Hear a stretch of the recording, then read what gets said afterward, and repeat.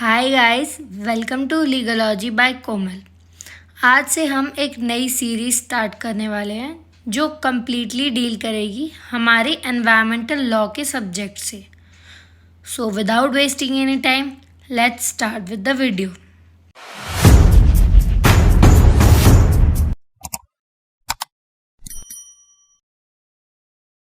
आज हम बात करेंगे एनवायरनमेंट के बारे में, जो हमारी लाइफ, हमारी प्रोग्रेस और सर्वाइवल को अफेक्ट करती है। The environment encompasses all the external factors and conditions that affect the life, development, and survival of organisms, including humans.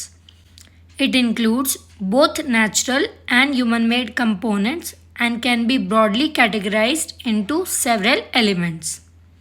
चलो डिफरेंट टाइप्स ऑफ एनवायरनमेंट को थोड़ा डिटेल में डिस्कस करते हैं।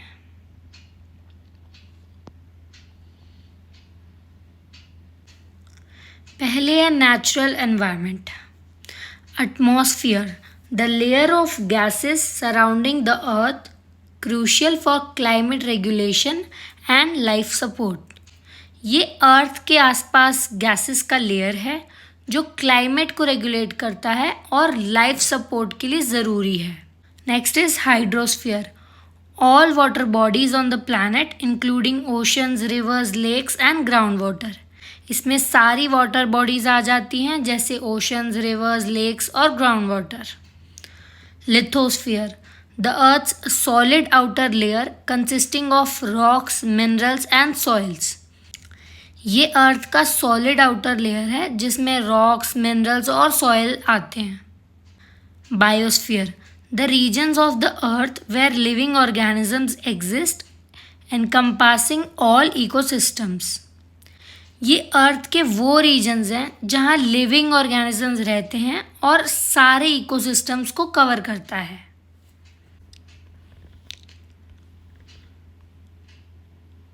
Next is biological environment. Flora and fauna, plants and animals that inhabit various ecosystems. ये plants और animals होते हैं जो अलग अलग इकोसिस्टम्स में रहते हैं। Ecosystems, communities of living organisms interacting with each other and their physical environment.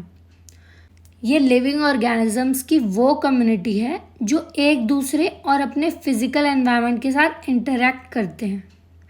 Biodiversity, the variety and variability of life forms within a given ecosystem, biome और the entire planet.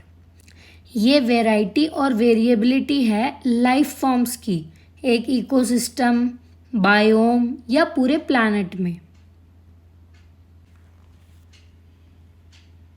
Next is human made environment.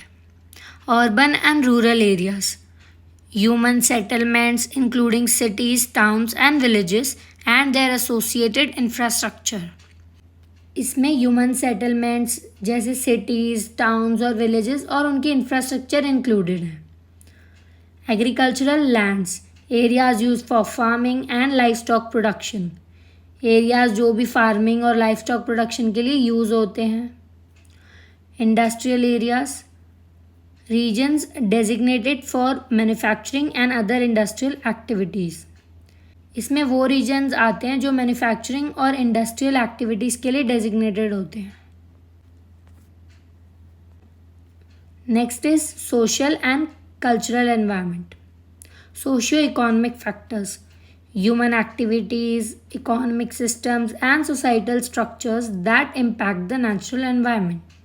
इसमें human activities, economic systems और societal structures जो natural environment को impact करते हैं वो सभी आ जाते हैं।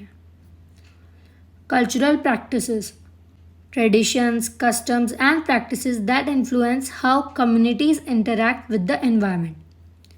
ये ट्रेडिशंस, कस्टम्स और प्रैक्टिसेस का कम्युनिटीज़ के एनवायरनमेंट के साथ इंटरेक्शन को इन्फ्लुएंस करता है। So concluding this, the environment provides essential resources and services that support life, including air, water, food, and habitat.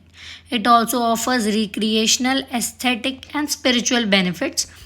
However, human activities can significantly impact the environment, leading to issues such as pollution, deforestation, climate change, and loss of biodiversity, which necessitate careful management and conservation efforts.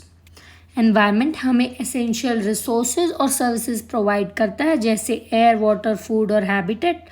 ये हमें recreational, aesthetic और spiritual benefits भी देता है. लेकिन human activities environment को significantly impact कर सकती हैं, जैसे पॉल्यूशन, डिफॉरेस्टेशन, क्लाइमेट चेंज और बायोडाइवर्सिटी लॉस. इसलिए एनवायरनमेंट का केयरफुल मैनेजमेंट और कंजर्वेशन ज़रूरी है. So here we come to an end. अगर आपको वीडियो पसंद आई हो तो लाइक, शेयर करना ना भूलें और लीगलॉजी बाय कोमल को सब्सक्राइब कर लें. Thanks for watching.